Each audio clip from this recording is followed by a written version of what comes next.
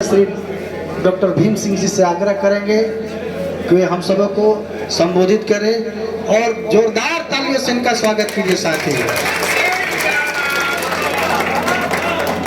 भीम सिंह चंद्रवंशी जिंदाबाद जिंदाबाद जिंदाबाद। भीम सिंह चंद्रवंशी जिंदाबाद जिंदाबाद जिंदाबाद। इस चंद्रवंशी जुटान के अध्यक्ष जदयू के प्रदेश महासचिव भाई बिंदा चंद्रवंशी जी, इस क्षेत्र के लोकप्रिय उम्मीदवार भारत सरकार के पूर्व मंत्री, राष्ट्रीय लोक मोर्चा के राष्ट्रीय अध्यक्ष भाई श्री उपेंद्र कुशवाहा जी, जहानाबाद से एनडीए के उम्मीदवार बड़े भाई श्री चंद्रेश्वर प्रसाद चंद्रवंशी जी, भाजपा नेता भाई श्री प्रमोद सिंह चंद्रवंशी जी, जदयू नेता भाई श्याम बिहारी जी, जदयू नेता भाई अमरेश जी, जदयू नेता भाई नागेंद्र जी, राष्ट्रीय लोक मोर्चा के नेता भाई सुभाष चंद्रवंशी जी, शोभा जी, सरता जी, यहाँ पर उपस्थित हमारे तमाम नागेंद्र जी,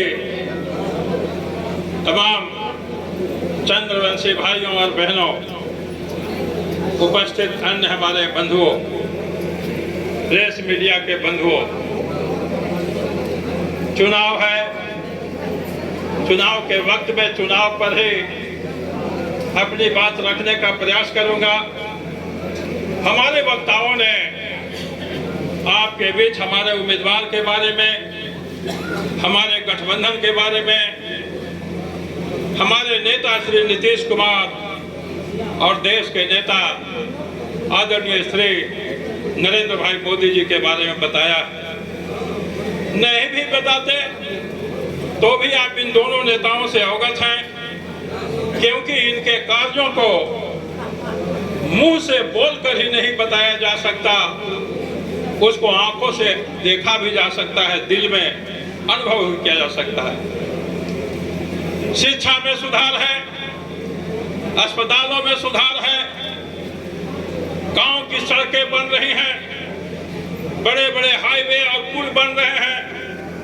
अगर हम महानगरों की बात करें तो हवाई अड्डे बन रहे हैं।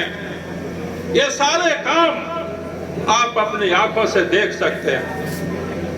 ये धरती से आसमान तक और आसमान से समंदर तक आदरणीय प्रधानमंत्री श्री नरेंद्र भाई मोदी जी की उपलब्धियां दिखाई पड़ रही हैं। ये धरती की बातें हुई, आसमान पर आप नजर डालें तो भी आपने देखा होगा कि भारत ने चंद्रमा के दक्षिणी ध्रुव पर अपना चंद्रयान उतारा।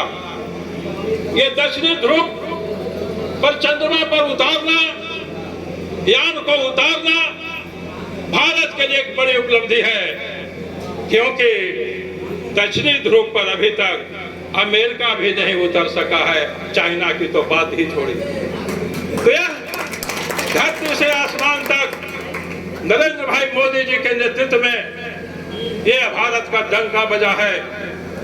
आसमान से चलिए समंदर की ओर, तो समंदर में जो समुद्री बेड़ा होता है जिससे युद्ध लड़ा जाता है, पानी का जहाज 2-2 किलोमीटर 3-3 किलोमीटर लंबा होता है, जिस पर रनवे बना होता है, 50-60 हेलीकॉप्टर होते हैं, दर्जनों लड़ाकू विमान होते हैं।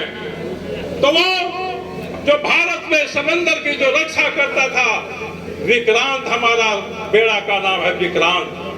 वह विक्रांत कांग्रेस के शासन में रसिया से भाड़ा पर लिया गया था, लेकिन हमको धन्यवाद देना चाहिए नरेंद्र भाई मोदी जी को कि जब वो आए तो भारत के इस विक्रांत जो पुराना हो गया था, वृद्ध हो गया था, उसको बदलने का निर्णय लिया और शासन में आने के बाद नया विक्रांत बनना शुरू हुआ, बना, और वो समंदर में आज पुराने को हटाकर नया तैर रहा है। हमारी शक्ति पर ही है। नरेंद्र भाई मोदी जी के नेतृत्व में सेना मजबूत है, देश की सीमाएं सुरक्षित हैं, भारत का डंका दुनिया में बज रहा है और अर्थ की भी व्यवस्था सुधरी है। हम एक गरीब देश है, हम एक विकासशील देश हैं। जब नरेंद्र भाई मोदी जी 2014 में शासन में आए थे, उस समय दुनिया में भारत का स्थान 11वां पोजीशन पर था। नरेंद्र भाई मोदी जी के शासन में आने के वक्त भारत तरक्की करते करते 11वां स्थान तक पहुंचा था।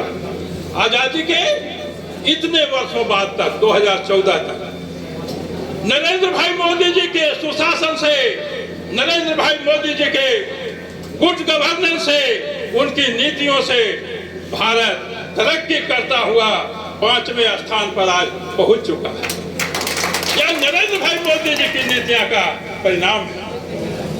यह जानकर आपको गौरव होगा कि जिस इंग्लैंड ने भारत पर 190 वर्षों तक शासन किया, जिस इंग्लैंड ने भारत पर 190 वर्षों तक शासन किया, नरेंद्र भाई मोदी जी के नेतृत्व में भारत ने उस इंग्लैंड को पछाड़ करके 5वां स्थान प्राप्त किया।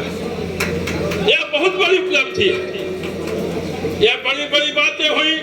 अगर हम गांव की बातें करें तो जो गांव की सड़कें बनी है, प्रधानमंत्री ग्राम सड़क योजना, वह भी अटल बिहारी वाजपेयी जी की ही देन है। पहले भी इंदिरा आवास बनते थे, लेकिन अब प्रधान